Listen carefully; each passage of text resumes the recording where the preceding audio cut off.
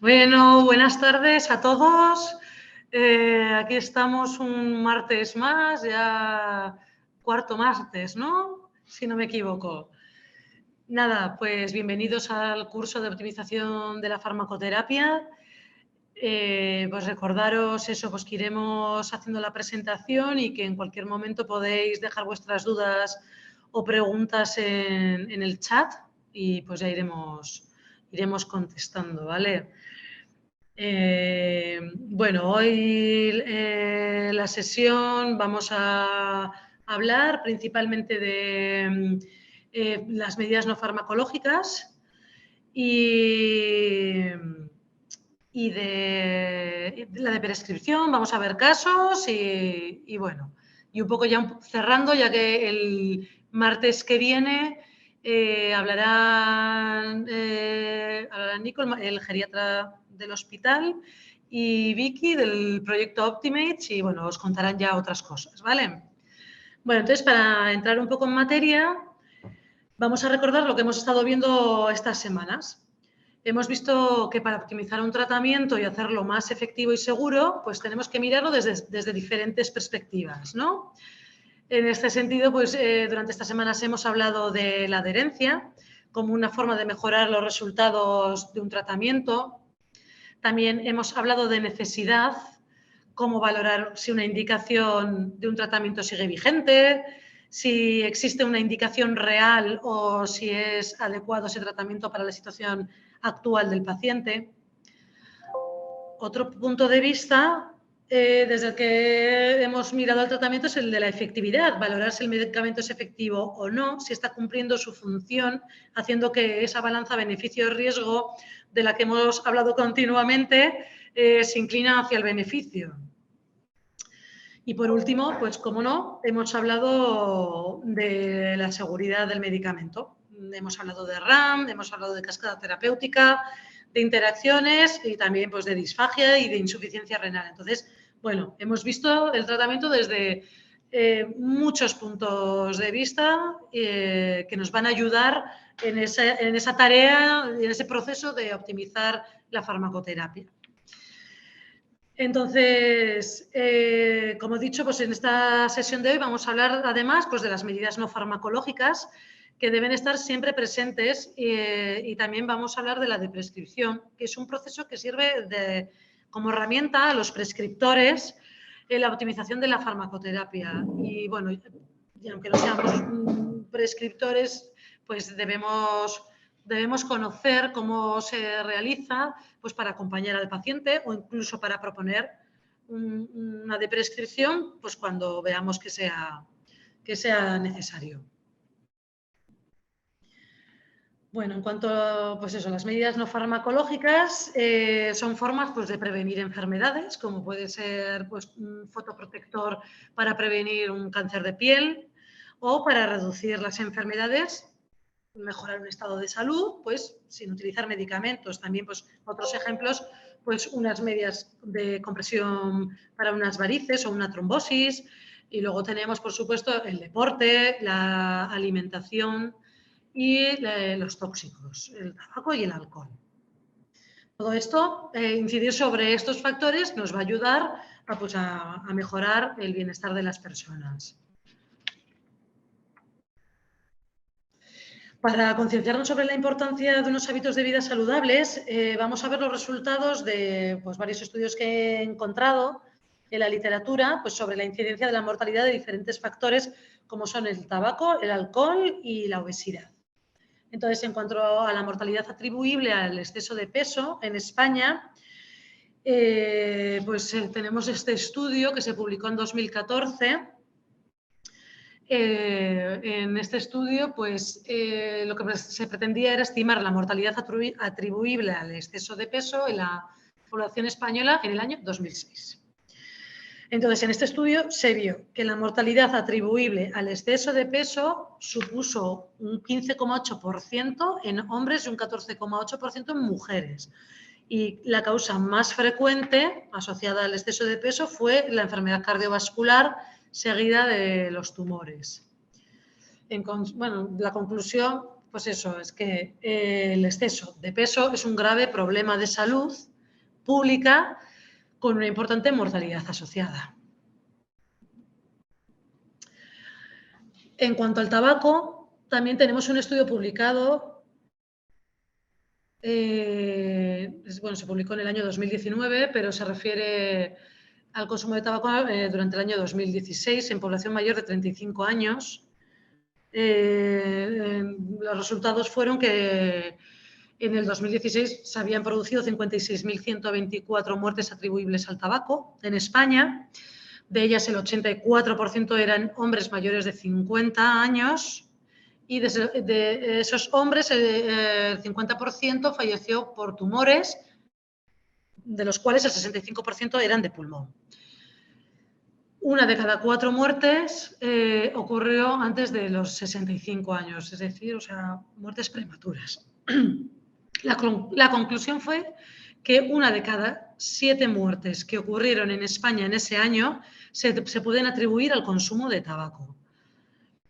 Esta estimación permite pues, objetivar el gran impacto del consumo del tabaco que tiene en la mortalidad, especialmente por cáncer de pulmón y por enfermedad pulmonar obstructiva crónica, el EPOC. Y hemos visto pues eso, la importancia de la obesidad en la mortalidad del tabaco. Y en cuanto al alcohol, pues dentro del marco del Plan Nacional sobre Drogas se publicó un trabajo sobre mortalidad atribuible al alcohol en España. Entonces, lo que se estudiaron fueron los años entre el 2001 y el 2017, un rango bastante amplio, y se utilizaron sistemas de información españoles para estimar el consumo de alcohol en la población. Entonces, ¿qué se vio? Pues que el 73,83% de los fallecidos eran hombres también. El 83,82% del total eran mayores de 55 años. Luego, las causas más frecuentes de mortalidad atribuible al alcohol fueron el cáncer, seguido de las enfermedades digestivas y, por último, estuvieron las enfermedades circulatorias. Entonces, este informe dice que la mortalidad general atribuible al alcohol en los residentes en España de mayor de 15 años, entre el 10 y el 17 fue de un 4%. Entonces, pues bueno, visto estos datos, queda constatado pues, la importancia de unos hábitos saludables para la prevención de enfermedades. Es indiscutible que el mejorar unos hábitos como la dieta, el ejercicio, el evitar los tóxicos, pues nos va a ayudar a tener mejor salud en general.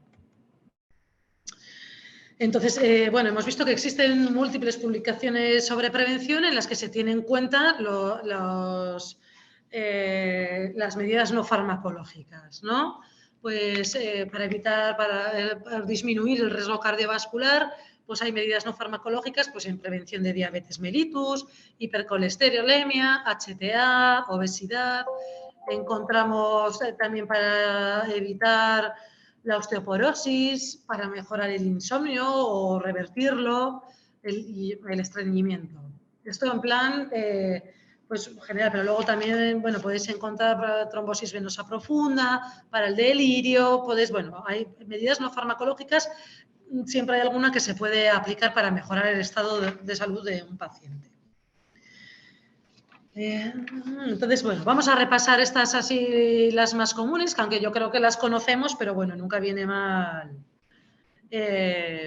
un repasito. Entonces, bueno, pues eso, cada enfermedad tiene sus medidas propias, pero sí que es verdad que la dieta y el ejercicio y evitar el alcohol y tal, pues son como universales.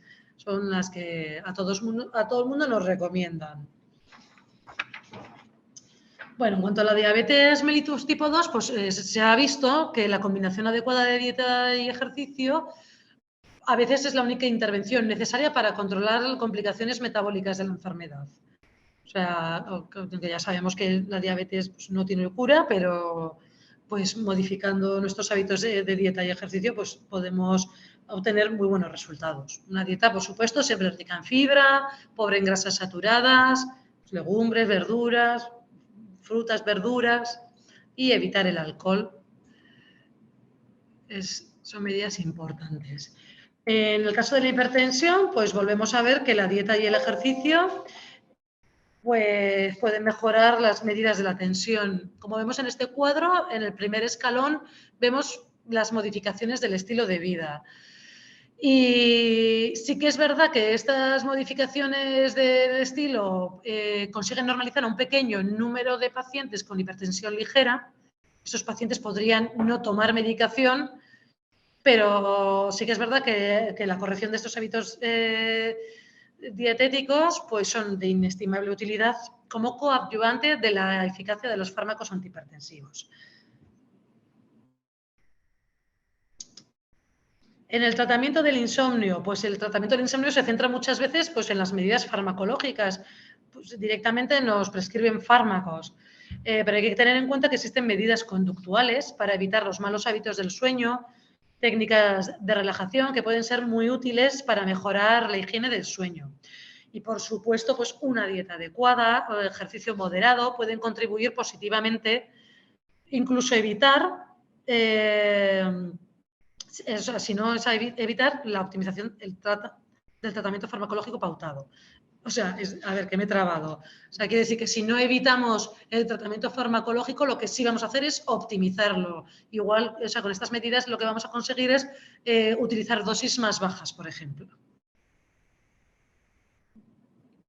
En cuanto al estreñimiento, pues estamos pues en lo mismo, pues la dieta rica en fibra, pues mucha agua y, por supuesto, el ejercicio, pues van a ayudar, pues igual que el consumo de laxantes, pues se minimice, incluso a veces pues que no haga ni falta. Vale. Entonces, bueno, para terminar, diremos que las medidas no farmacológicas son una herramienta importante en el manejo de las causas o de los síntomas de las enfermedades. A veces solo cambiar los hábitos de vida podemos evitar el desarrollo de enfermedades e incluso un tratamiento farmacológico. Pero en la mayoría de los casos sí que es verdad que las medidas no farmacológicas lo que van a ser es un tratamiento coadyuvante del tratamiento farmacológico. Nos va a ayudar a optimizarlo e incluso a que sea más seguro porque vamos a usar menos medicamentos y dosis más bajas de los mismos. Y bueno, este era un poco el repasito que queríamos hacer de las medidas no farmacológicas. Y bueno, ahora va a pasar Maider, que os va a hablar de un tema pues muy importante como es el de la de prescripción para la optimización de la farmacoterapia. Gracias. Luego nos volvemos a ver.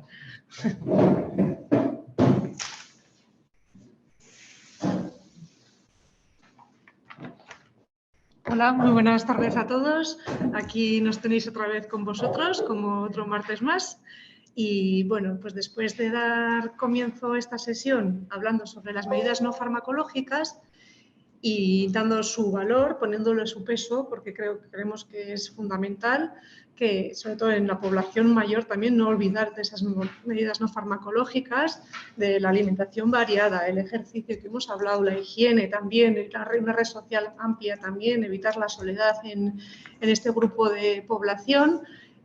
Pasaremos a hablar sobre las medidas farmacológicas y de la alta prevalencia que hemos visto, que hemos estado hablando en estas sesiones, sobre la alta prevalencia de la polifarmacia en este grupo de la población. Y nuestro objetivo principal, cuál es lo que hemos comentado estos últimos días, es la optimización del tratamiento, poder adecuar el tratamiento a las necesidades de estas personas que tenemos ahí, esas personas mayores que las tenemos que tener presentes. Entonces, en torno a esta problemática de la polifarmacia y los efectos negativos que tiene la polifarmacia, ha surgido un concepto a lo largo de estos años que es la de prescripción. Se está hablando muchísimo sobre este tema y esta vez pues, lo que queremos es pues, situaros, encuadrar la de prescripción y hablaros sobre este tema y daros unas pinceladas sobre lo que está hablando a día de hoy de este tema. Entonces, ¿por qué se habla de la prescripción? ¿Por qué ha surgido esta necesidad de hablar de prescribir, de prescribir? Pues bueno, os he traído una información, datos sobre un estudio que lo ha realizado la Sociedad Española de Médicos de Familia y Comunitarios, donde analizaron la evolución del consumo de los medicamentos a lo largo de 10 años, desde el 2005 al 2015. Entonces, ¿qué vieron? Pues como veis aquí en la pantalla, pues eso, que la población en tratamiento simultáneo con 5 o más medicamentos pues se ha triplicado en 10 años. O sea, el aumento ha subido, es decir, de un 2,5% en el 2005 hemos subido a un 8,9% en una población mayor de 14 años. Si hablamos de una población de mayor edad, este incremento es especialmente más elevado. Y sí que es verdad que esta polimedicación se centra más en las mujeres. La proporción de mujeres polimedicadas es mayor que en hombres. El porcentaje de personas con polimedicación excesiva, es decir, con una prescripción de 10 o más medicamentos simultáneamente, también se ha multiplicado y se ha multiplicado por 10. Son datos que, bueno, pues lo que han hecho es hablar sobre este tema y decir que pues, hay un problema del consumo de medicamentos, ¿no? De alto consumo de medicamentos. Y este grupo también pues, nos hace ver que muchas veces pues, que a mayor pobreza o peor nivel educativo, pues hay un peor estado de salud y un mayor consumo de fármacos. De la necesidad de esa educación y la necesidad de poder dar información a la población general para poder tener beneficios saludables y para poder hacer que las personas sean conscientes de que unos hábitos saludables pueden mejorar su día a día y su vida. Entonces, dicho esto, pues también nos preguntamos el por qué. ¿Por qué se ha aumentado esa prescripción, ese consumo, ¿no? Ese consumo de medicamentos, ese alto consumo? Bueno, pues un grupo de atención primaria, médicos de atención primaria, posibles causas pueden ser estas que os hemos presentado aquí. Una pues, es de la falta de tiempo para atender adecuadamente a las personas, principalmente en atención primaria, que es donde la población mayor muchas veces recurre, ¿no? A atención primaria. Hay una falta de tiempo para poder atenderlos tal y como es debido. Es decir, hemos hablado de las medidas no farmacológicas. Pues la prescripción de las medidas no farmacológicas requieren más tiempo que una prescripción de un medicamento. Es una labor educativa, es una formación que necesita un tiempo para afianzarlo y incluir ese tipo de cambios en los hábitos de vida de un paciente, pues necesita más esfuerzo también por parte del paciente. Por lo tanto, pues ese tiempo pues, muchas veces queda escaso a la hora de atender a un paciente. El uso excesivo, hay veces, de servicios de urgencias y, por otro lado, también tenemos la medicalización de la vida. Hay unos cambios en el límite de definir qué es enfermedad, qué no es enfermedad, y hay veces que pacientes pasan a ser etiquetados como enfermos y, en consecuencia, pues ya se tiende a prescribir o a tratar con medicamentos una problemática que igual no requiere un medicamento. O puede ser pues, en casos de menopausias, en personas cuando en las mujeres que se comienza a tener la menopausia, pues hay problemáticas que se pueden evitar el tratamiento farmacológico contra medidas no farmacológicas que pueden hacer esa labor y mejorar la salud de una persona en ese estadio de la vida, ¿no? Y la prescripción prudente, pues eso, también se habla de prescripción y de prescripción prudente también.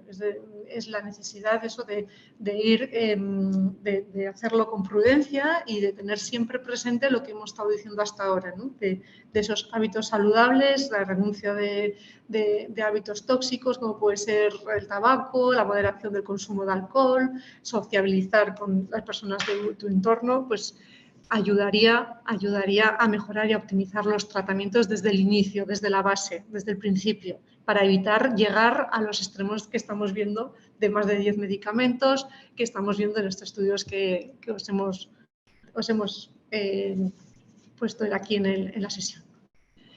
Bien. Definición. Hay muchas definiciones. Hay expertos y profesionales que están pensando en este tema y lo están profundizando, están valorando a ver cómo poder atacar este problema y pues una de las definiciones que podemos ver es esta, es la de el cese de un tratamiento de larga duración bajo la supervisión de un profesional médico. Otros, en cambio, pues pueden decir es un proceso de desmontaje de la prescripción de medicamentos por medio de una revisión que concluye con, aquí ya no hablan solo de suspender un medicamento de larga duración, sino hablan de modificar dosis, de sustituir o eliminar unos fármacos y adicionar, incluir otros. Es decir, aquí ya también dan esa visión de optimizar el tratamiento, ya no solo de prescribir. Otra de las definiciones que podemos encontrar es esta: prescribir es el proceso sistemático en el que se identifican y se retiran aquellos medicamentos cuyo potenciales riesgos sobrepasan los potenciales beneficios para conseguir el objetivo terapéutico marcado por un individuo. Y otro que fue más drástico, otra definición más drástica, pero bueno, no está mal tenerla en la cabeza, ¿no? Pues la define como una intervención imprescindible para evitar la mortalidad iatrogénica. Es una definición corta, drástica, y creo que lo que quieren es que nos carguemos las pilas para poder empezar a trabajar en este tema, ¿no? Y también, pero como hemos visto, pues eso, hay muchísimas definiciones y no hay nada estandarizado. No hay nada estandarizado. Hay algunos grupos de trabajo que han hecho pues, unas revisiones de cómo definir esta de prescripción, y también pues, nos dan otra opción, que es esta, que es la de un proceso de retirada de un medicamento inadecuado supervisado por un profesional sanitario con el objetivo de manejar la polifarmacia y mejorar los resultados. Lo que estamos viendo en todas estas definiciones, que en todas tienen algo en común, que sí que lo que prima es la de supervisar y la de revisar.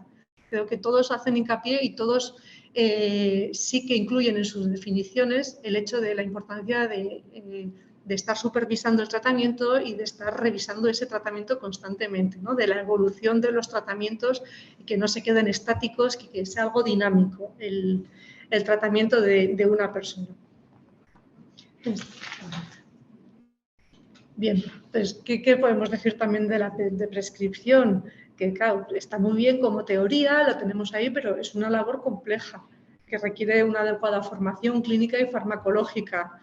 Entonces, pues hay que tener en cuenta que valorar qué medicamentos mantener o cuáles tenemos que retirar, pues hay que mirarlo desde varias perspectivas, tanto clínicas, éticas y sociales.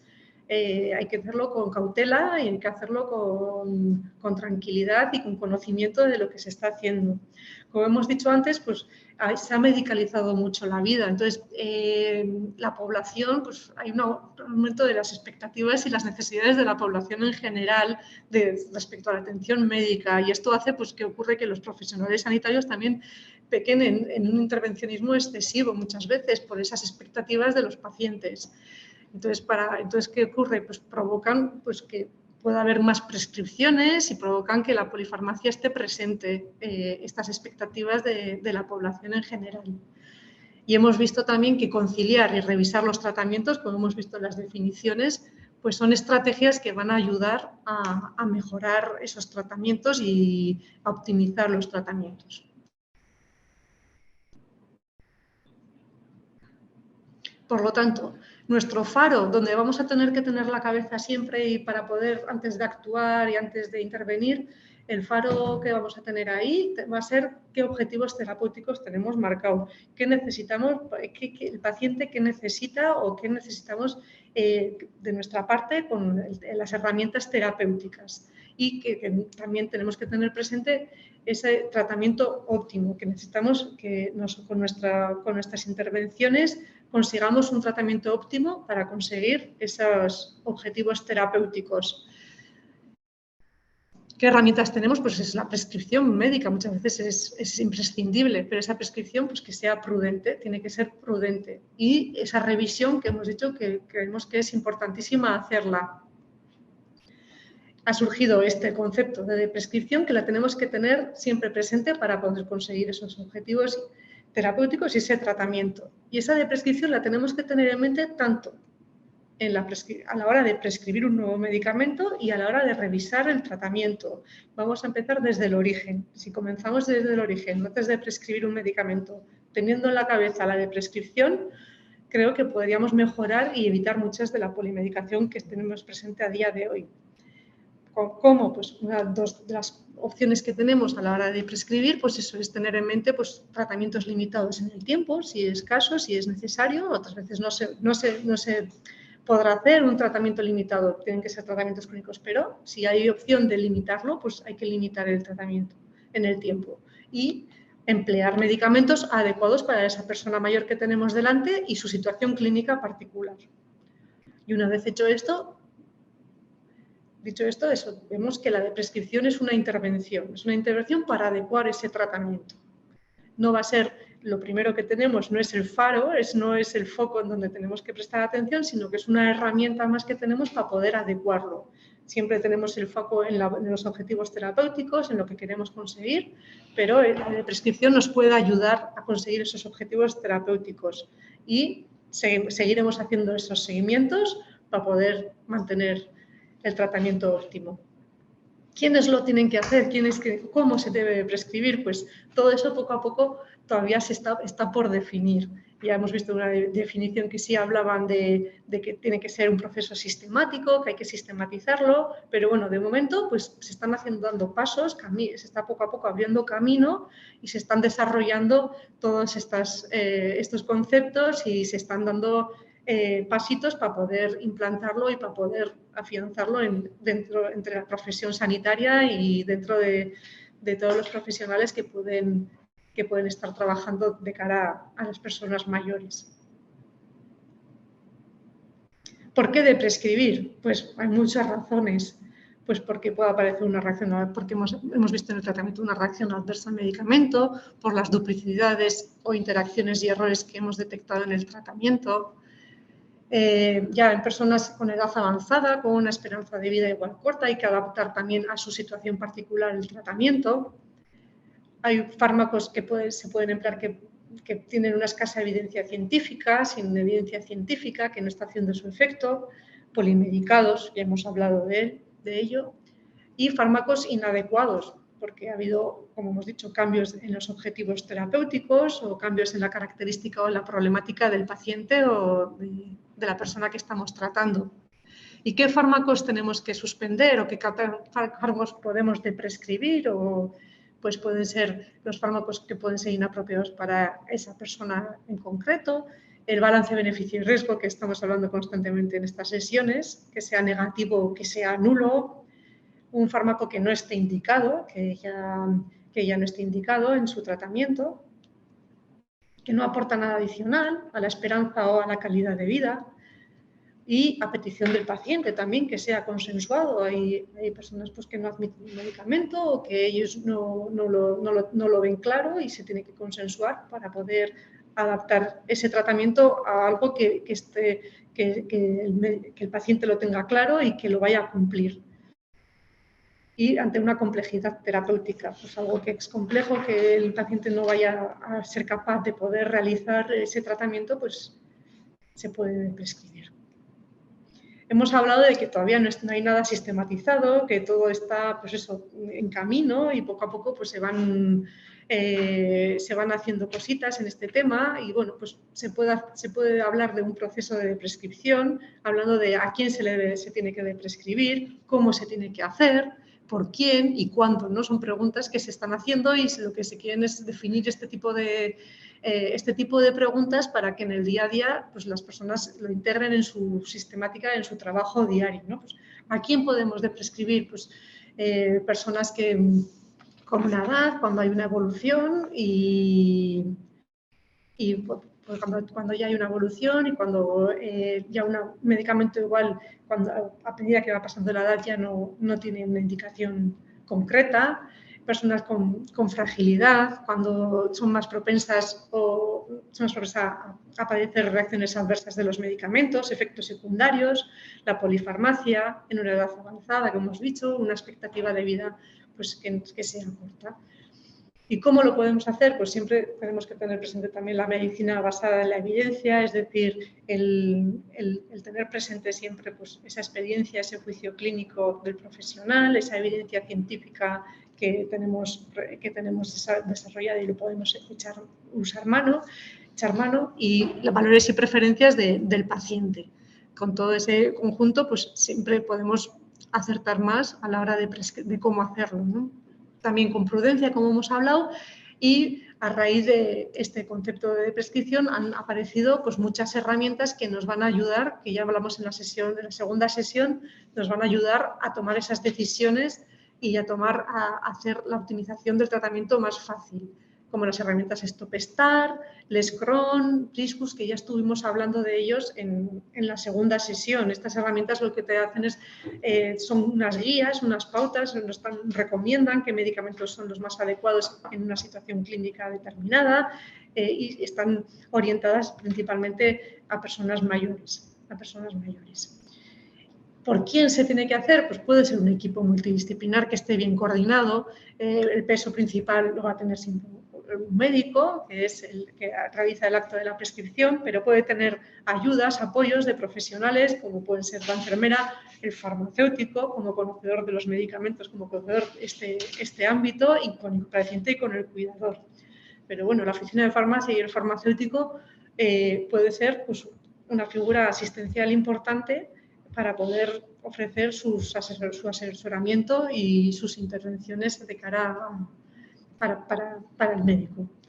¿Y cuándo? Pues puede ser principalmente pues eso, cuando hay un cambio en los objetivos terapéuticos de esa persona mayor o cuando ha habido un nuevo diagnóstico, un nuevo problema de salud en el paciente que estamos atendiendo.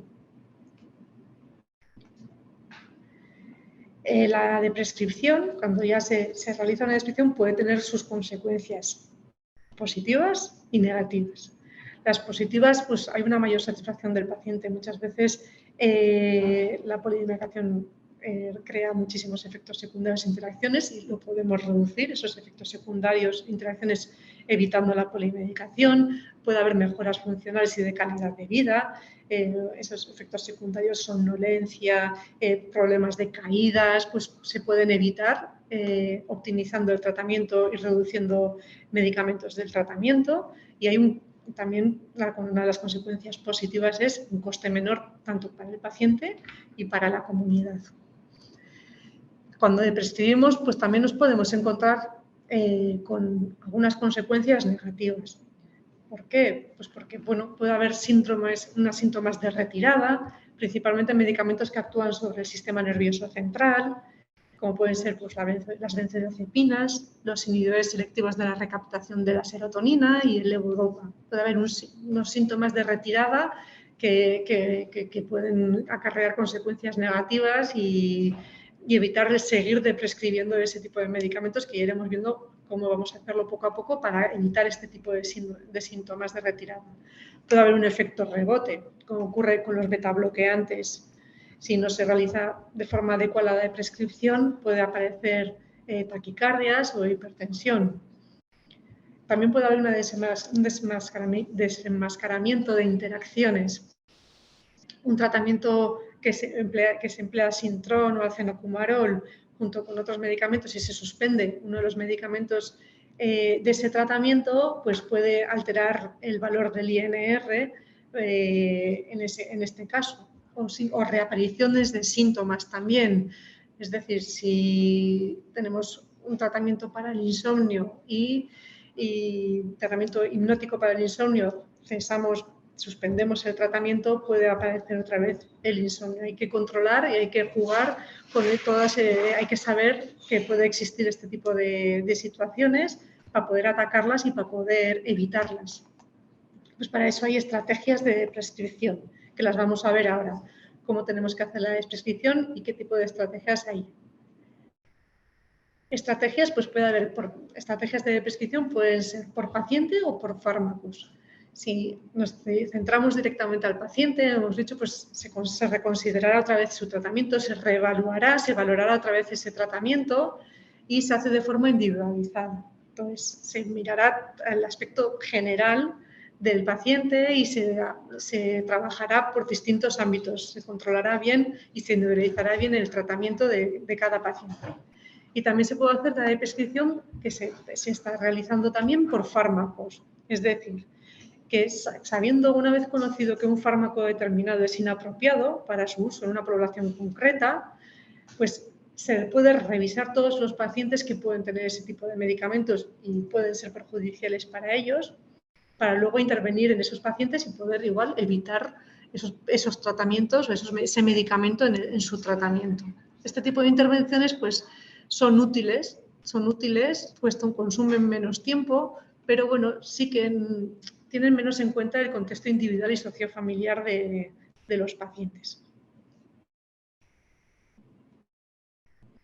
Pues la prescripción por paciente, como hemos dicho, se hace de forma más individualizada, se tienen en cuenta los objetivos terapéuticos concretos del paciente, se prescribe ese medicamento, y como hemos dicho, hay que valorar primero qué medidas no farmacológicas se pueden aplicar a ese paciente, elegir el medicamento más apropiado para su edad y sus características, siempre a la mínima dosis y tiempo determinado, y siempre con el objetivo de mejorar ese estado funcional, cognitivo y afectivo del paciente. Como hemos dicho, pues pasa un tiempo y hay que revisar, y en esa revisión es cuando podemos empezar a reevaluar los tratamientos, los objetivos terapéuticos, por ver qué objetivos terapéuticos tiene en ese momento, si han cambiado. Y esto se suele hacer normalmente cuando aparece un nuevo problema de salud, como hemos dicho, hay un ingreso hospitalario o queremos comprobar esa eficacia y seguridad del medicamento prescrito anteriormente. Las oficinas de farmacia lo pueden hacer siempre y cuando se visite la oficina de farmacia ante esta nueva situación, hasta si tienen un nuevo problema o lo pueden hacer en las oficinas de farmacia. Valoraremos la indicación del tratamiento, si está indicado, si no está indicado, se puede proponer de prescribir. Si no es eficaz o es un medicamento inapropiado, también se puede prescribir o buscar otra alternativa a ello. Adecuaremos los medicamentos en su forma farmacéutica más adecuada, a la dosis y a la posología adecuada.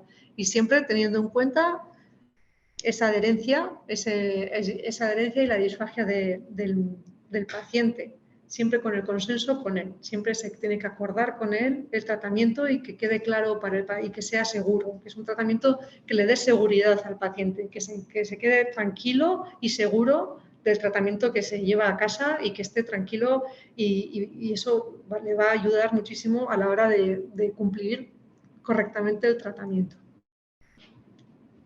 una vez que se ha consensuado con el paciente. En cuanto a de prescribir por fármacos, como hemos dicho, es una forma más general de realizarlo. Hay que detectar y se tiene que detectar qué medicamentos pueden ser inapropiados en una situación concreta y en una población concreta. Desde el Gobierno de Navarra, desde el Servicio de Prestaciones Farmacéuticas y desde el Servicio de Navarra de Salud, pues se han propuesto estrategias de prescripción. Aquí os traigo 3, las últimas que nos han llegado a nosotras. Y una de ellas, pues, que se hizo en diciembre del 18, pues eso, es una estrategia de intervención farmacéutica para adecuar las estatinas en prevención primaria en personas mayores de 75 años. Entonces, estas estrategias envían un documento en donde justifican por qué quieren prescribir este medicamento en esta situación, en personas mayores de 75 años con prevención primaria. En este caso, por ejemplo, pues hablaban de ese balance beneficio, que no hay evidencia científica que demuestre que hay un beneficio claro de consumo de estatinas en mayores de 80 años y que además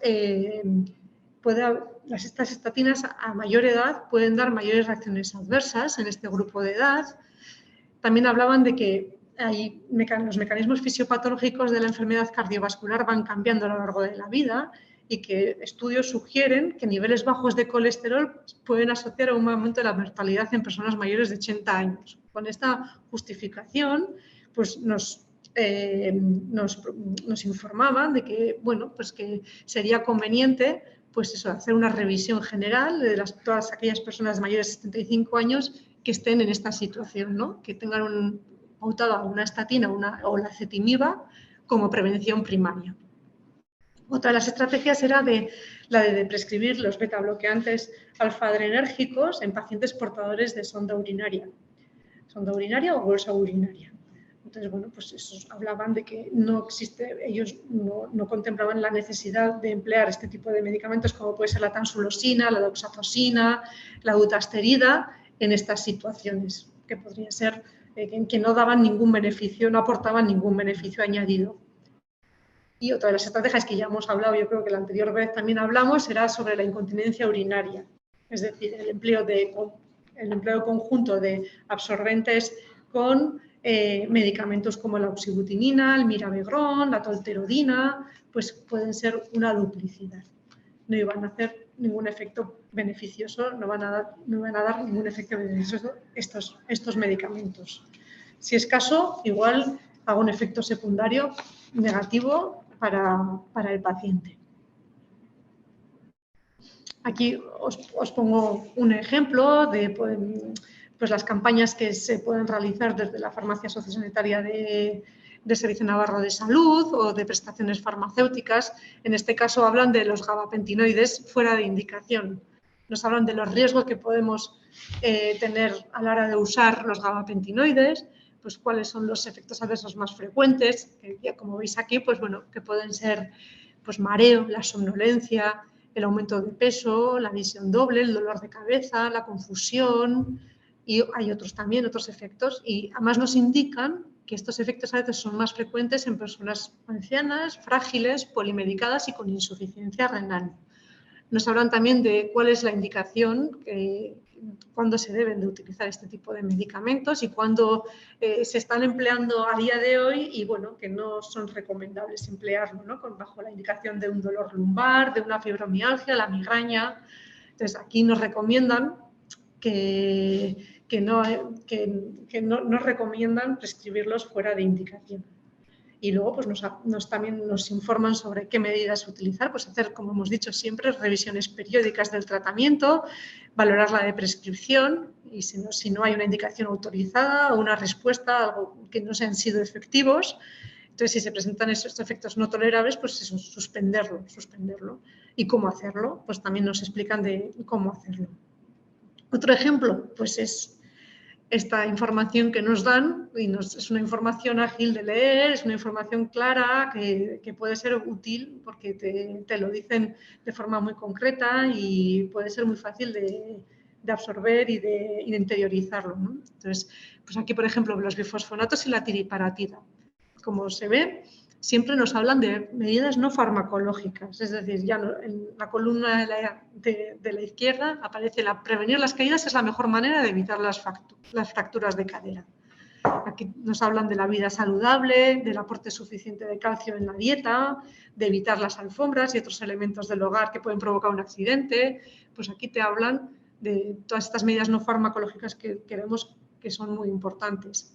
Y te hablan también de la limitación, o sea, del tiempo necesario para donde va a hacer el efecto del tratamiento. La tiriparatida, se sabe que el tiempo máximo de empleo son 2 años y los bifosfonatos nos hablan de 5 años. Entonces, este tipo de información pues, pueden ayudar a la hora de evitar la polifarmacia. Otro ejemplo, pues la vitamina D en las personas adultas, que ahora está tan en boga. Pues aquí también nos hablan de las medidas no farmacológicas, que son las principales para poder evitar problemas asociados a la falta de vitamina D, como puede ser una exposición al sol de 10-15 minutos al día. Te hablan de qué poder hacer antes de pautar un suplemento vitamínico de vitamina D en el tratamiento. Son ejemplos que nos pueden ayudar y son campañas, yo creo que realizadas para poder evitar esa polifarmacia que está tan presente a día de hoy.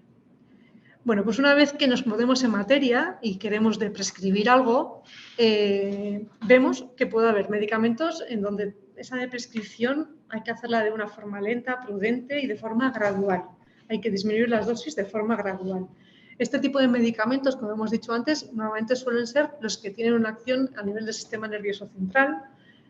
Ahí tenemos unos ejemplos, que pueden ser los antidepresivos, las benzodiazepinas, los hipnóticos, los antipsicóticos, antiparkinsonianos, la gabapentina que hemos visto ahora mismo en el panfleto, la campaña que se ha hecho, los opioides, también los IBPs, los niveles de la bomba de protones, los antihipertensivos y antianginosos. Hay una bibliografía muy variada y en los últimos años se ha escrito mucho en esto y tenemos mucha información para poder realizar esta de prescripción de forma acertada y adecuada, para no volver atrás y hacer pasitos hacia adelante sin tener que ir hacia atrás. Y otros medicamentos, en cambio, pues no van a tener necesidad de crear esos pasos pequeños y escalonados hasta final de dosis y hasta suspenderlo, como pueden ser, pues eso, como hemos hablado antes, el bifosfonato, el calcio, la vitamina D, los anticolinérgicos, las estatinas, el osaines, el acenocumarol, la glucosamina, el condroitinsulfato. Como hemos estado diciendo a lo largo de toda esta sesión, el seguimiento de esta de prescripción es muy importante para que sea exitoso en la de prescripción, sea exitosa la de prescripción. Aquí tenemos pues, unos ejemplos que hay mucha literatura y lo podéis encontrar muy fácilmente, pero bueno, aquí tenemos ejemplos pues, de los anticolinesterásticos, por ejemplo, pues, puede haber síntomas de retirada que pueden ser un empeoramiento cognitivo, una agitación, alucinaciones. Pues para poder evitar este tipo de síntomas hay que ir disminuyendo poco a poco las dosis. Aquí nos hablan de una recomendación de disminuir la dosis en un 50% cada 4 semanas, la gabapentina que hemos visto antes, la pregabalina, pues de no hacerlo bien pues podemos tener síntomas como la ansiedad, la depresión, el insomnio. Entonces, disminuir la dosis de forma paulatina nos va a ayudar a evitar este tipo de síntomas. Con los antidepresivos pasa lo mismo. Vemos que, bueno, pues casi siempre, pues 4 o 6 semanas, pues necesitaremos para poder prescribir de forma paulatina. Los antihipertensivos antianginosos, pues también pasa lo mismo. Aquí una retirada brusca, por ejemplo, de antagonistas de calcio o beta-bloqueantes, pues puede exacerbar una angina. Hay que tener cuidado.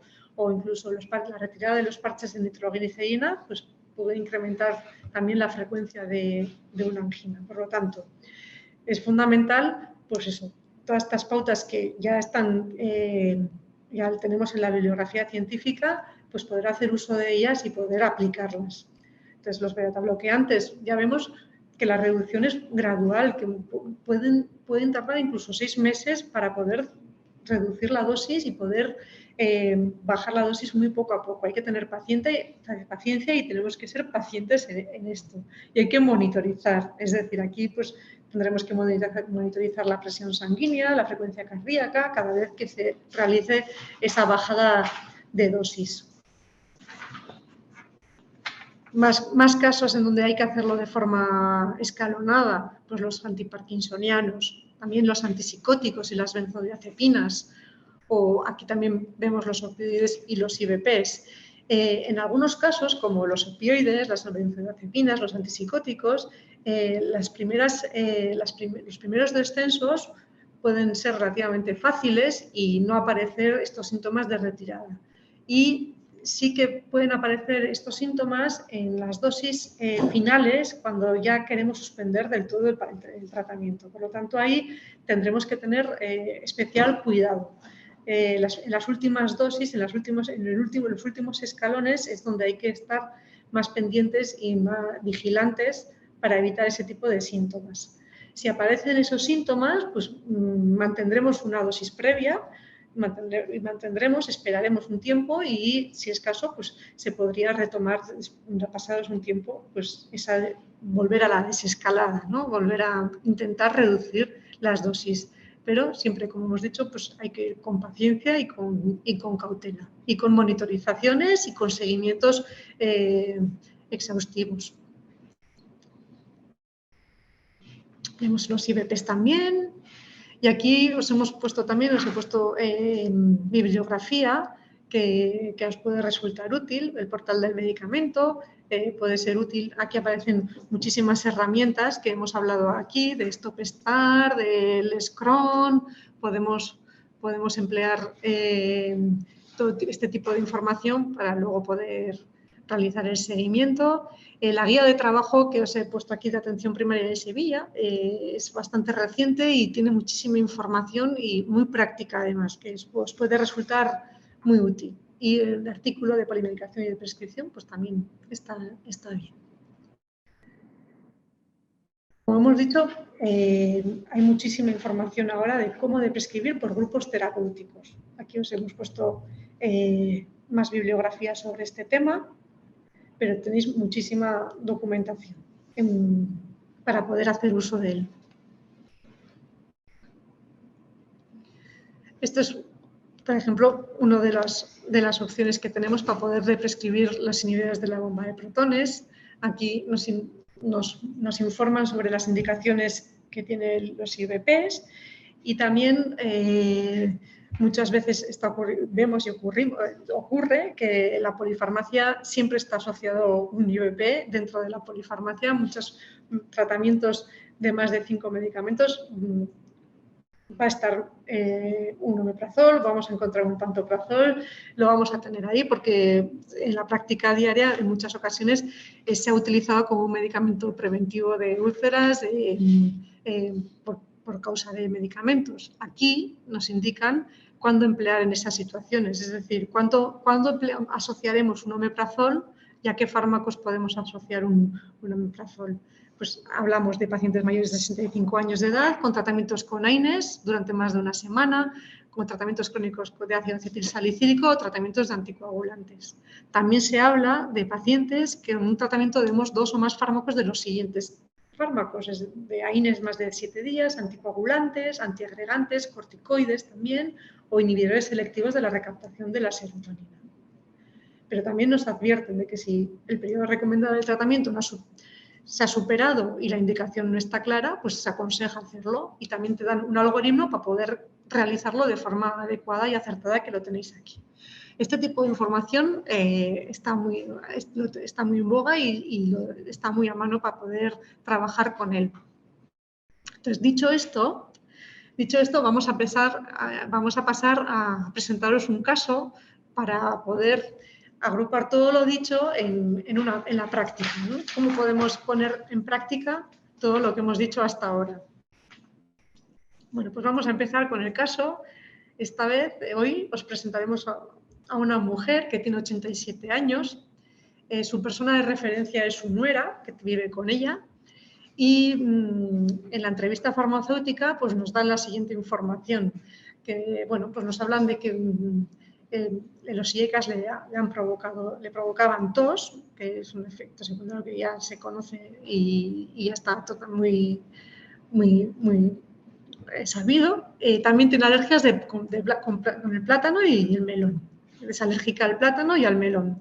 Como antecedentes nos habla de una neoplasia benigna del riñón izquierdo y en el año 2000, hace 21 años, pues le trataron por una esofagitis por reflujo. Las patologías principales que presenta a día de hoy, pues bueno, es una enfermedad de Alzheimer con trastornos de conducta, hipertensión arterial y un trastorno depresivo o ansioso pues, asociado a la soledad. Y sus principales de salud, lo que nos transmiten, tanto su nuera como ella, pues es el trastorno de conducta por esa enfermedad de Alzheimer que padece. Otros parámetros que hemos medido en la farmacia, pues es el peso, pesa 45 kilos, pero mide 1,40, es chiquitina. Y pues, bueno, pues el índice de masa corporal nos dice que bueno, pues está dentro de la normalidad. La tensión arterial que les estamos midiendo es una media de 170, tiene relativamente baja, pues no está. Las glucemias están dentro del rango y al ver en los antecedentes la neoplasia benigna del riñón izquierdo, bueno, pues nos ha acercado un informe en donde vemos una analítica y vemos que su aclaramiento de la creatinina es de 20,55, que tiene la función renal alterada. Otro dato que vemos en el informe, en la analítica, vemos que los folatos están por encima del rango, más de 100 microgramos litro, y la hidroxivitamina D pues la tiene baja. El tratamiento que nos presenta, el tratamiento pautado en la TENEA es este, en la mía es este. Para su hipertensión arterial que hemos visto, tiene pautado un amlodipino en el desayuno y en la cena. El pantoprazol 20 miligramos por esa esofagitis por reflujo. El estado depresivo está tratado con un lorazepam, 1,5, 1. Tiene pautado un Acfol el jueves y el domingo en el desayuno. Un Eferelgan 3 veces al día, de 1 gramo. La pregabalina también la tiene pautada 50 miligramos desayuno, 50 miligramos cena. Un Dufralac para el estreñimiento. La quetiapina para ese trastorno de conducta que hemos hablado en la historia farmacoterapéutica, y ese hidroferol pautado tras una analítica que se ha visto que tiene unos datos bajos de niveles de hidroxivitamina D. Ante esto, bueno, nos dicen más cosas, nos informan sobre su estado y nos dicen que bueno, pues necesita ayuda para su aseo y para vestirse. que suele comer de todo, no tiene problemas, pero bueno, sí que tiene problemas de masticación, sobre todo con la carne. Entonces, bueno, le adaptan las comidas a ese problema, pues suele comer más albóndigas y bueno, lo adaptan para ese tipo de dietas para ella. Lo adaptan, es una dieta variada, rica de legumbres, verdura, pescado y carne, toma de todo y es autónoma para comer, no necesita ayuda. Y desde hace un par de años sí es verdad que, a pesar de comer de todo, pues come menos cantidad. Y en 2 años pues ha bajado 5 kilos de peso. En su rutina diaria pues tiene un cuidador que suele ir a casa y las ayuda a atenderle a ella, a la paciente. Eso, se le levanta todos los días a la misma hora y hasta el mediodía suele estar viendo la televisión y luego salen a pasear, acompañado por el cuidador. En verano pues le gusta sentarse en un banco y estar en el parque viendo pasar la gente. Y por las tardes suele tener visitas de sus nietos. En cuanto a la movilidad, pues presenta una movilidad reducida, camina con andador y en agosto pues sufrió una caída sin consecuencias en casa y a raíz de esa caída pues se ha encontrado más nerviosa y agitada. Entonces, a raíz de eso pues le prescribieron la pregabalina que hemos visto en su tratamiento. El ritmo deposicional pues presenta estreñimiento, pero está controlado con el Dupalac del tratamiento. En cuanto al insomnio, pues también el detonante de la caída, pues hizo que también pues, estuviera más inquieta por las noches, se levantaba, estaba más inquieta y también, pues eso, luego tenía pues, sonolencia diurna también, ¿no? Y por esa razón, pues le llevaron al neurólogo y le pautaron la quetiapina. A día de hoy, pues, duerme bien durante la noche, pero está adormilada y se siente mareada durante el día. Tiene mareos durante el día. En cuanto a la continencia urinaria, pues emplea absorbentes, pero solamente por las noches. Durante el día no necesita absorbentes. Y hablamos sobre si padece algún dolor o presenta algún dolor y nos dice que no, que se encuentra bien y no tiene ningún dolor. Entonces, dicho esto, también podemos decir que es viuda, enviudó hace 20 años y pues, ha vivido en un pueblo de Jaén, pero hace 6 años decidió venirse a Pamplona pues, porque tiene aquí pues, 2 de sus 3 hijos. Entonces vive en casa con su nuera y sus 2 nietos y su hijo viven. Y como hemos dicho, pues por las mañanas tiene sus rutinas, sale a la calle a pasear, por las tardes también está viendo la televisión y visitas de sus nietos y está muy arropada a nivel familiar, vive muy arropada. Es verdad que a raíz de la muerte de uno de sus hijos, hace 8 años, pues comienza a presentar esos episodios ansiosos depresivos. Y hace 3 años que comenzó con síntomas de deterioro cognitivo, pérdida de memoria a corto plazo, desorientación temporal y espacial. En cuanto a la adherencia al tratamiento, pues no se le organiza la medicación, se le organiza su nuera y sus nietos también conocen cómo se hay que administrar los medicamentos y son conocedores de cómo organizar la medicación. Si necesita ayuda a tomar los medicamentos y no se le suele administrar normalmente de forma rutinaria y de forma adecuada los medicamentos, salvo algunas veces que la pregabalina pues la escupe, no suele querer tomarla y no se le adapta la medicación porque no tiene problemas de devolución. Entonces, en esta primera visita, después de recoger todos estos datos y de valorar el tratamiento, vemos que podemos realizar ciertas intervenciones o podemos proponer varias intervenciones. Podemos proponer, cuando nos hemos hecho estas preguntas, si es eficaz, si es necesario el tratamiento, si es seguro, teniendo en cuenta que hemos visto que hay una insuficiencia renal, una alteración a nivel funcional renal, y si es adecuado los medicamentos que tienen su tratamiento.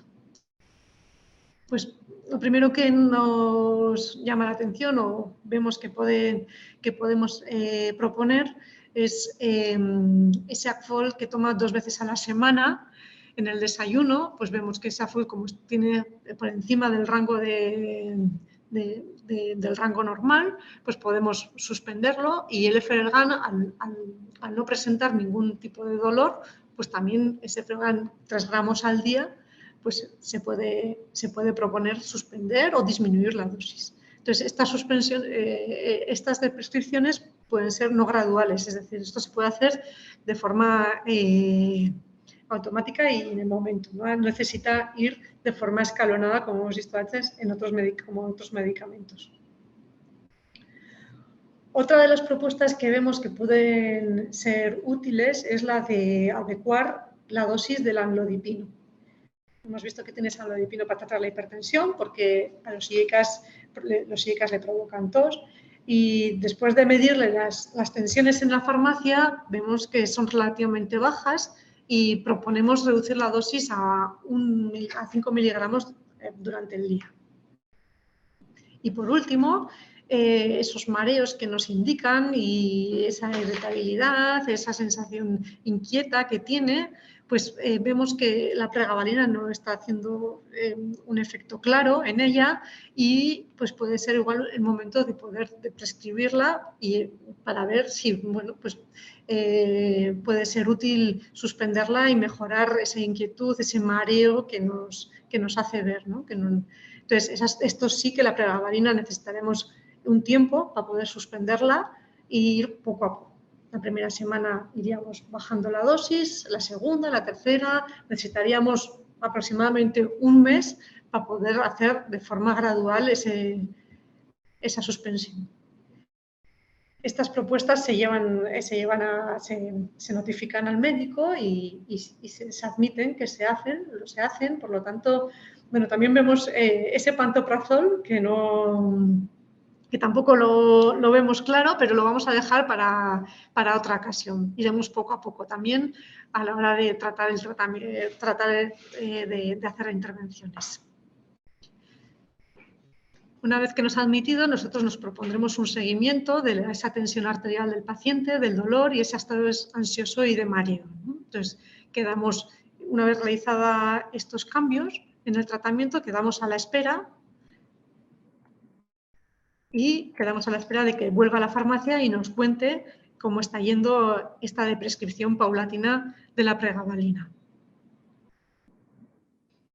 Y en esa segunda visita, pues nos dicen que las tensiones vemos que también están dentro de la normalidad, con esa adecuación de la dosis del amlodipino, a pesar de no tener el Efferalgan 3 gramos al día, que además de no necesitarlo porque no presenta dolor, veíamos que esa insuficiencia renal, pues esas dosis no eran las adecuadas para ese tratamiento, pues nos dice que está bien, que no tiene dolor.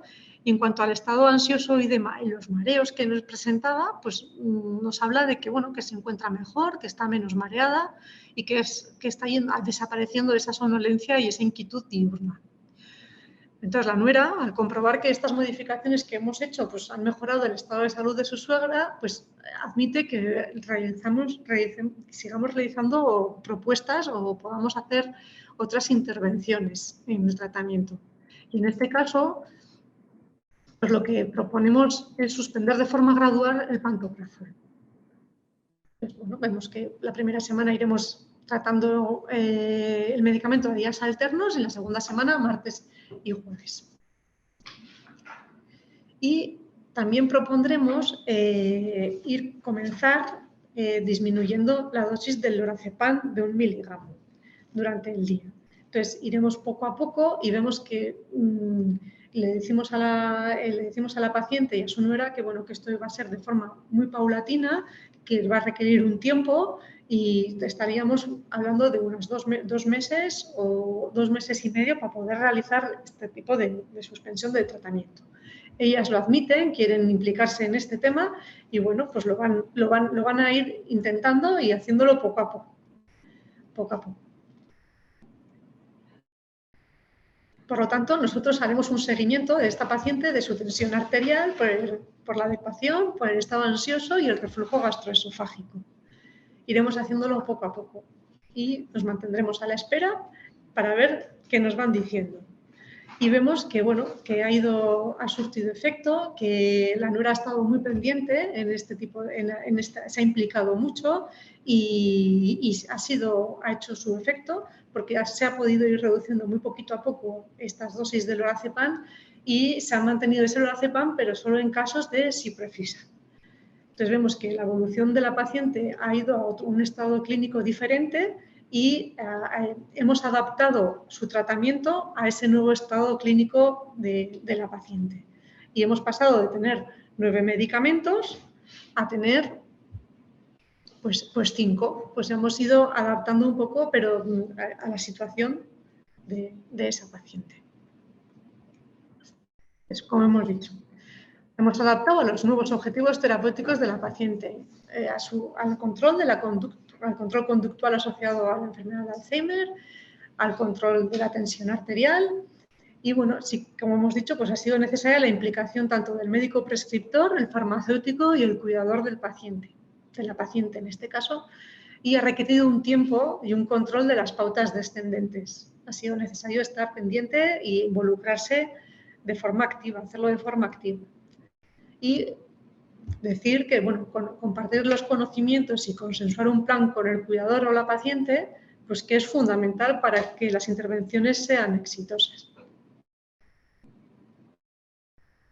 Entonces, bueno, después de compartir este caso con vosotros, os voy paso a Idoia, que os va a proponer más casos y así vamos viendo poco a poco pues, cómo podemos tratar y cómo podemos desarrollar la optimización del tratamiento en las oficinas de farmacia.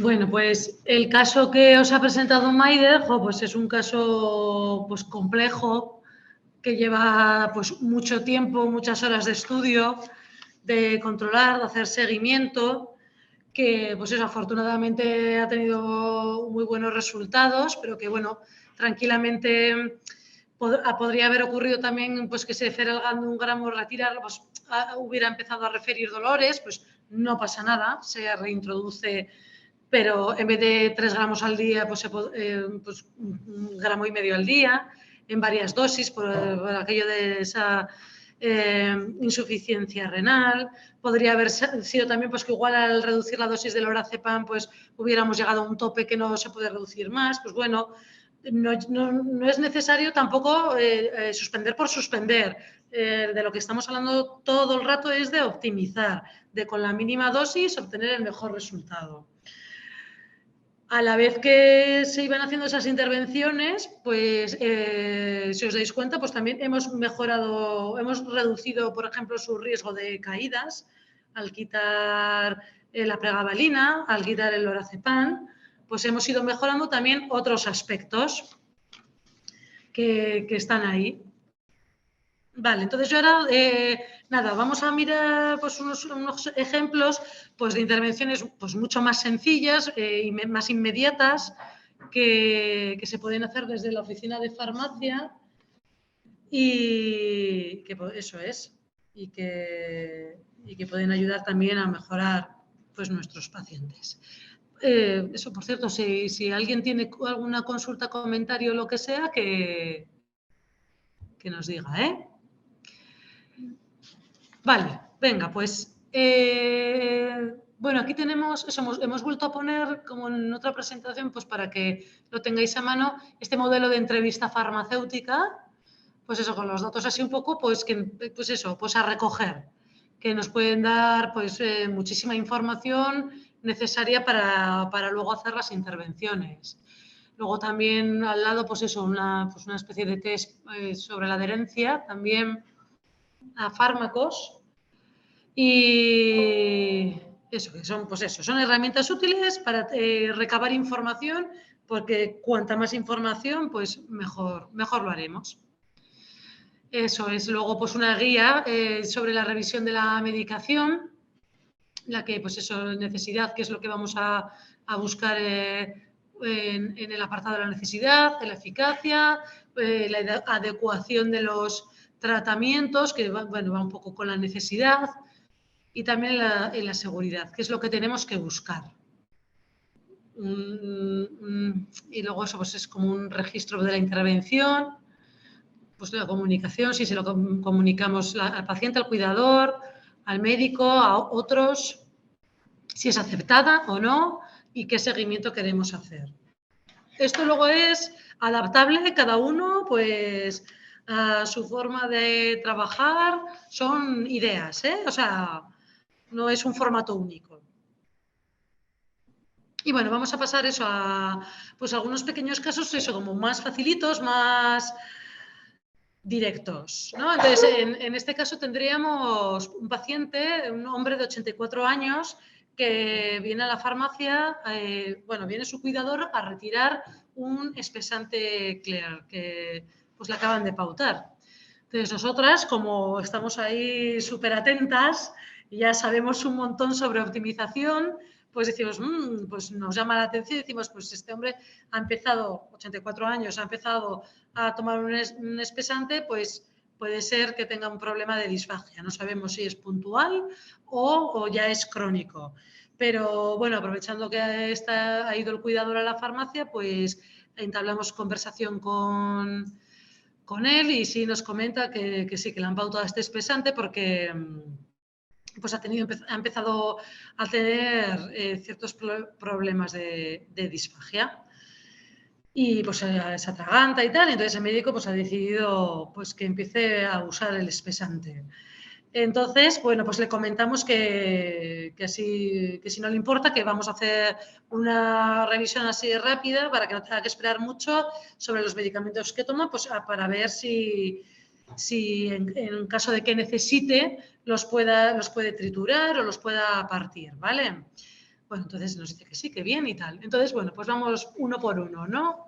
En la ficha del ELIQUIS, por ejemplo, en su ficha técnica, pues está súper bien descrito y da muchísima información de cómo administrar el medicamento para pacientes con disfagia. Se puede triturar, se puede mezclar con espesante, con puré de manzana, dice aquí, con agua, con suero glucosado. Bueno, pues eso, está súper bien, pues eso, un montón de opciones. Esto no es lo normal.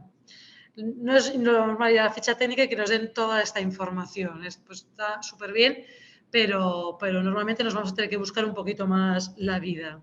En el caso del levetiracetam, en la ficha vamos a Bot Plus y sí, nos dice que se puede partir. Y luego además, pues nosotros sabemos que hay otra opción que es la de cambiar a solución. La vidagliptina, pues no, esta no se puede partir, no se puede triturar, en realidad, pues si hace falta hacer cualquiera de esas cosas, pues habría que proponer pues un cambio de tratamiento porque no se puede y además pues igual si lo manipulamos pues podemos producir un efecto adverso en el paciente.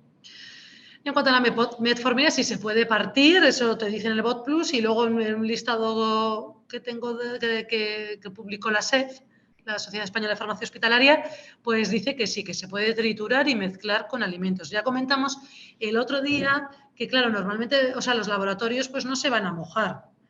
O sea, son súper conservadores y siempre van a, pues eso, muchas veces te dicen que no se puede partir, que no se puede triturar, pero luego en la práctica clínica, pues sí se ha visto y hay listados, pues como este de la SEP, hay uno que solemos usar bastante del Servicio Andaluz de Salud, que es súper completo. Bueno, son públicos y se pueden buscar en la red y entonces ahí vamos a encontrar más información basada ya en la práctica. Bueno, entonces, bueno, con lo que hemos visto, pues no tendríamos problemas con el ELIQUIS, con el levetiracetam.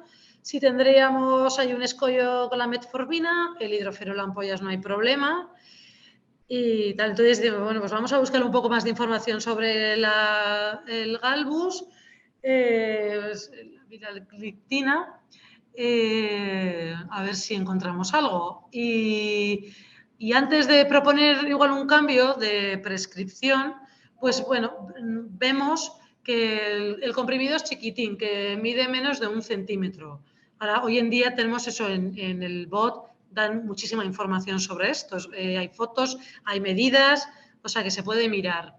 Entonces, bueno, pues hablamos con el cuidador y proponemos que intente dar el comprimido entero pues eso, con el espesante, que si los demás si quiere puede triturarlos, puede partirlos, pero que este intente no. Y que si lo consigue bien, bueno, y si no, pues le podríamos proponer pues, que vuelva y ya buscaríamos pues otra opción, pues eso, pues incluso la de derivarle al médico para que le paute, pues, o sea, bueno, pues para que valorara el tratamiento antidiabético, pues a ver qué se puede hacer pues para evitar una reacción adversa a este medicamento por una manipulación del mismo. Vale, eso pues, es un caso pues, eso que podemos ver en la práctica y es fácil, es una intervención farmacéutica que podríamos hacer y mejorar la seguridad del paciente. Bueno, esto es otro caso que perfectamente os podréis encontrar en cualquier día, pues una persona que viene, le han instaurado un tratamiento de Eutirox 25. Ya sabéis que es un medicamento que normalmente se toma por la mañana y en ayunas. Entramos en su tratamiento y detectamos rápidamente que tiene un ferrosanol, un hierro que está pautado exactamente de la misma manera, en el desayuno, en ayunas. Y bueno, ya sabemos que el ferrosanol se toma en ayunas y que, bueno, pues a veces interfiere en la absorción de otros medicamentos, incluso de alimentos, tiene interacciones y, bueno, pues decidimos recurrir al BOT Plus y vemos que efectivamente se produce una interacción en la que, pues eso, el ferrosanol impide o distorsiona la absorción del Eutirox 25 y, pues eso, haciendo que se pierda el control de la hormona tiroidea, del tiroides, vaya. Entonces esto, pues en un momento dado, pues puede ser peligroso o, bueno, por lo menos ocasionar pues algún problema de salud en el paciente. Entonces, bueno, aquí lo que se propone es mover el ferrosanol a la comida o a 15 minutos antes de la comida. Ya sabéis que el hierro, bueno, pues se suele pautar en ayunas, pero luego realmente en la práctica, pues la mayoría de la gente se lo tiene que tomar con la comida porque le sienta mal. Entonces, bueno, pues eso ya cada uno. Pero bueno, en este caso, con pasar el hierro a la comida, pues ya habríamos solucionado esa interacción y no tendríamos que... O sea, se lo tendríamos que explicar al paciente el por qué y en este caso pues igual no habría necesidad ninguna de informar al médico ni nada. En este caso, 88 años, varón, 88 años, también pues vienen a retirar a la farmacia un ibuprofeno de 400. Entonces ya sabes que, bueno, los AINE, pues en personas mayores, pues hay que tener precaución. A esto pues ya hemos visto en otras sesiones que, bueno, pues que una persona de 88 años probablemente tiene cierta disminución de la función renal. Y sabemos que pues, los AINES pueden empeorar esta situación. Entonces, bueno, pues ya nos tiene que llamar un poquito la atención. Encima, pues entramos en su tratamiento y vemos una torasemida, es decir, un diurético y un inhibidor de la enzima convertida, un IECA, vaya, un enalapril de 10. Y como vimos el otro día, estos tres medicamentos interaccionan y pueden producir un efecto adverso pues, bastante grave, que es el fracaso renal agudo. Si recordáis, esta interacción se llama triple WOMI. Y bueno, entonces hemos detectado esta interacción y bueno, pues eso, lo primero igual sería notificárselo al médico. Pero bueno, también, viéndolo con más tranquilidad, vemos que la dosis de ibuprofeno que le han pautado pues no es alta, porque realmente es solo un ibuprofeno en la cena. Pero por otro lado, no tiene fecha fin. Entonces, hablamos con el paciente y nos comenta que sí, que se le ha pautado por un dolor en las encías hasta que vaya al dentista, que es en 2 días. En 2 días va a ir al dentista y pues para aguantar, pues le ha mandado ese ibuprofeno y le ha dicho que solo tome en la noche. Entonces, pues en principio, pues igual no habría que intervenir porque va a ser algo súper puntual y bueno, pues igual se compensa pues ese alivio que le va a dar ese ibuprofeno a esta persona hasta que vaya dentro de 2 días al médico. Lo que sí sería bueno es que pues eso, este tipo de pautas fueran con fecha fin. Entonces, igual sí se le podría hacer, bueno, una intervención, avisar al médico para que, por favor, advertirle que esta persona está tomando ese diurético y ese IECA y que, por favor, que pues, si es un tratamiento agudo, que le ponga fecha fin. Ya que, pues claro, pues, si lo deja abierto, pues pueden estar retirando y, bueno, pues igual si no hay una intervención, pues al final sí se le puede producir un problema de salud a esta persona. Otro caso pues es este, ¿no? Pues este es varón, 84 años, pues toma Acfol, un Debrasal-Acostar, dutasterida tamsulosina para, pues es una hiperplasia benigna de próstata, el hidroferol, el Iquis, Eucreas y enalapril de 10.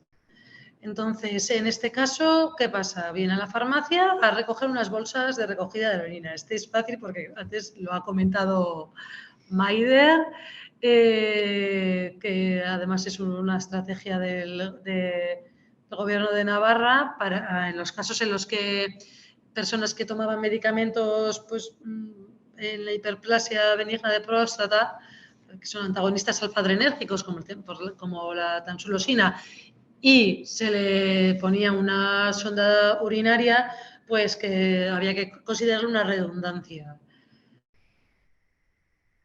Pues eso, además en esa estrategia pues comentaban, ¿no?, que los estudios pues dicen que esa asociación pues que no aporta ningún beneficio terapéutico al paciente, sino que puede comprometer su seguridad.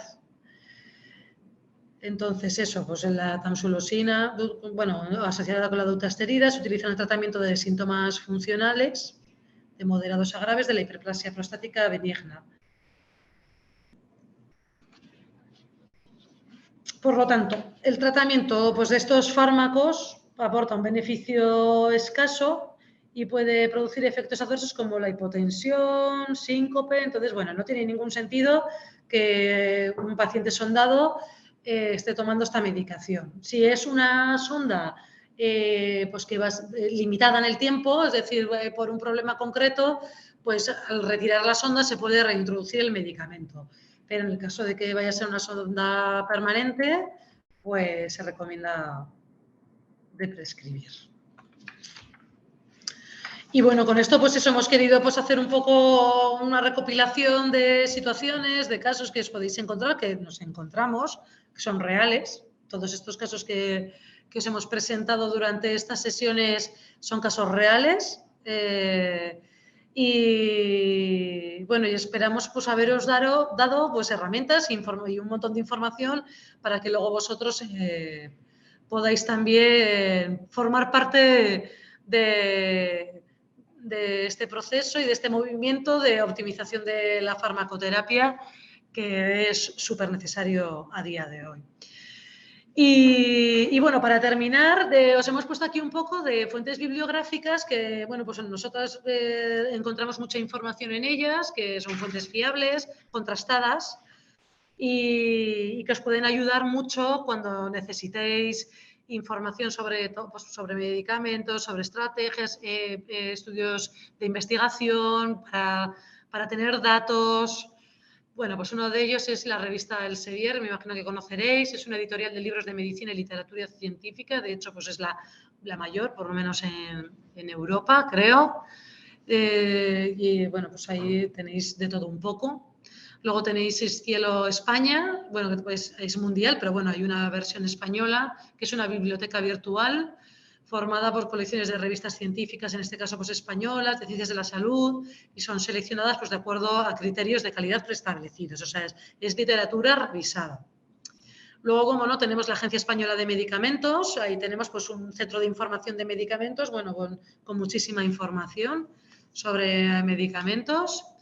La Sociedad Española de Farmacéuticos de Atención Primaria, ahí también se puede encontrar mucha información sobre estudios, de prescripción, sobre, yo qué sé, sobre todo esto, cascada terapéutica, de todo lo que hemos hablado podéis encontrar información. En la Sociedad Española de Geriatría y Gerontología y encontraréis artículos sobre, pues eso, temas relacionados con geriatría y entre los cuales se encuentran pues, temas también de farmacia. La Sociedad Española de Farmacia Clínica Familiar y Comunitaria también tenemos información. Y luego tenemos estos boletines de información terapéutica que también son súper interesantes, que se publican cada cierto tiempo y siempre sobre temas súper actuales de farmacología. El de Navarra, os podéis suscribir de forma gratuita además, os llega la información cuando se publica y realmente merece la pena, ¿eh? Están muy bien, son muy prácticos. Osakidetza, el Servicio Vasco de Salud, también tiene el suyo, que es INFAC. También es súper interesante, mucha información sobre todos los temas que hemos hablado todos estos días. Los catalanes también, su Butlletí Groc también, de publicaciones independientes sobre medicamentos. También te puedes suscribir gratuitamente. El Boletín Terapéutico Andaluz. Yo creo que, bueno, si rebuscas, me imagino que todas las comunidades autónomas tendrán el suyo y si no, algunos también pues cogen pues, de Navarra y lo publican en el suyo. O sea que, vamos, se comparte totalmente la información.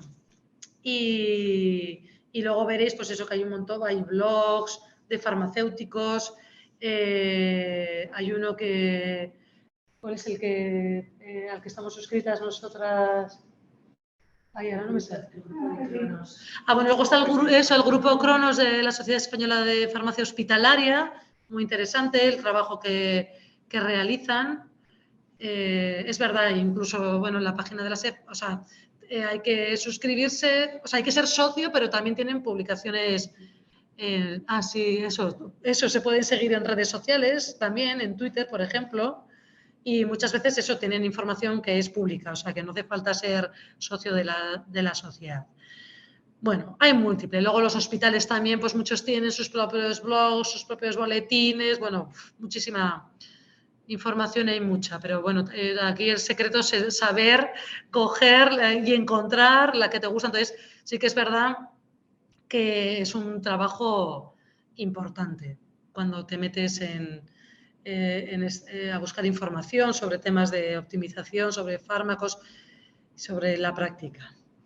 Y bueno, yo creo que con esto ya hemos terminado por hoy y también, bueno, Maider y yo ya pues nos despedimos, esperemos que haya sido sobre todo útil, que era nuestro objetivo, que toda esta información que os hemos dado os sirva para algo, que hayáis aprendido algo y bueno, pues ahí está nuestro correo electrónico, que si alguien tiene alguna duda, si alguien quiere consultar, pues por supuesto nos podéis escribir, que estaremos encantadas de contestaros. Y nada, pues el martes que viene, como os he comentado al principio... Vale, me dicen que hay una pregunta, a ver. En caso de prescripción inicial de Xarelto, ¿cómo se debe prescribir el Sintrom o Clexane? Eso viene... Eso así a bote pronto no te lo puedo decir, pero esa información la tendrías... A ver, o sea... Eso está súper descrito. Yo creo que en el mismo prospecto de la ficha técnica del Xarelto te dicen cómo introducirlo. Sí, esa información viene. Pero si quieres te la busco. Si vamos, por ejemplo...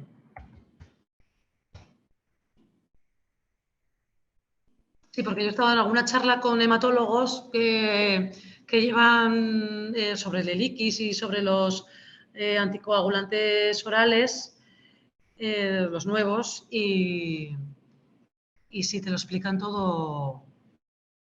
Mira, a ver, vamos a buscar el Xarelto, ¿ha dicho? Sí, en caso de prescripción inicial del Xarelto, ¿cómo se debe prescribir el Sintrom o Clexane? Vale, pues a ver, vamos a mirar porque yo creo que... A ver si nos va Aquí está. Vamos a ir a la ficha técnica del Xarelto. Nos estoy compartiendo la página, pero bueno.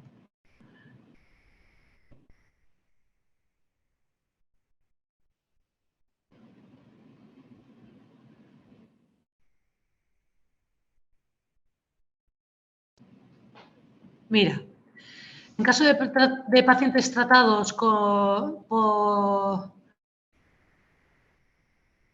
antagonistas tratamiento con antagonistas de la vitamina K.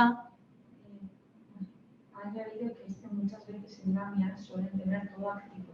Ah. A la hora de realizar vale, pues, aviso de prescripción al médico. Vale. Yo, pues aquí dice, mira, sí, o sea, sin mirar, ya ves, en 3 segundos, lo primero que he encontrado es que para iniciarse el tratamiento con Xarelto, un paciente con Sintrom, primero el INR tiene que estar entre 2 y 3, o sea, bueno, no, menor o igual de 2,5. Entonces, eso ya comenta que al cambiar el tratamiento, los valores de INR del paciente estarán falsamente elevados después de la toma de Xarelto.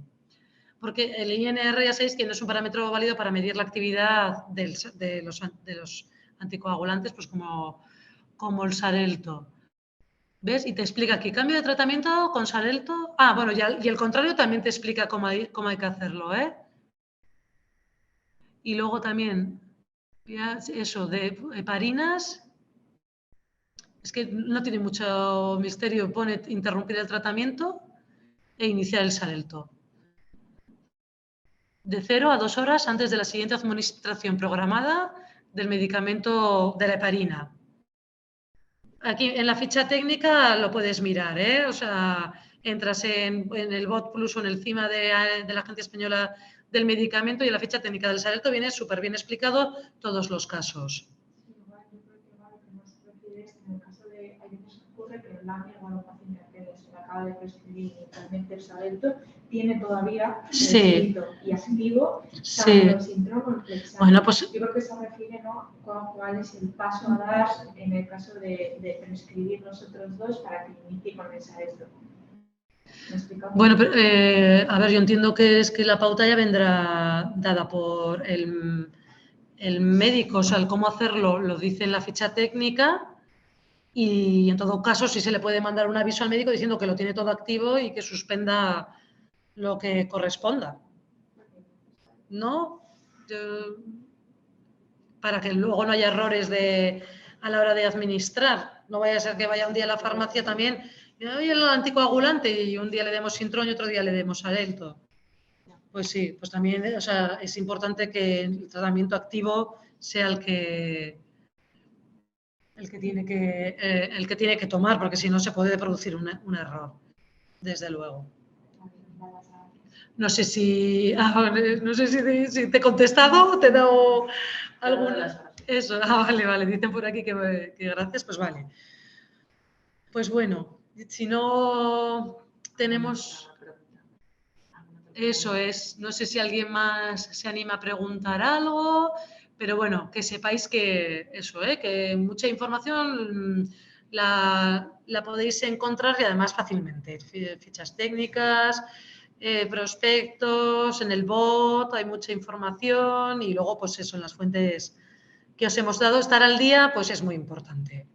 Sabemos que es tiempo que muchas veces no tenéis, pero bueno, pues rascando de aquí y de allá, un día esto, de otro y también es interesante igual proponerse una rutina, ¿no? Pues si tenéis pacientes a los que les preparáis los SPDs, pues el plantearos, ya que ya me imagino que controláis, pero bueno, ahora hacerlo igual de una forma más sistemática, pues cada vez que le hacéis si cada vez que hay un cambio de tratamiento, pues estar pues un poquito más encima y empezar por ahí. Los pequeños pasos luego al final se consiguen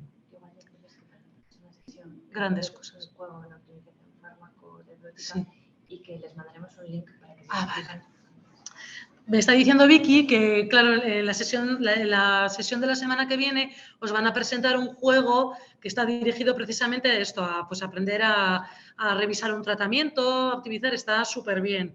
Entonces, con anterioridad os van a mandar el link para que os tenéis que registrar en la página de Optimates, ¿no? Y una vez estéis registrados, pues así podéis hacer os va a llegar un email y así podéis hacerlo a la vez. Eso es. Os van a explicar el juego. Y para que estén inscritos y puedan acceder a la vez que Eso, así podréis en la sesión podéis acceder a la vez que os lo van explicando, ¿vale? Está muy bien, os lo recomiendo, así que descargaros el link y registraros. Y nada, pues ya está, ya no os voy a aburrir más. Nos despedimos y pues eso, encantados de haber compartido con vosotros estas 4 sesiones y bueno, pues hasta la próxima.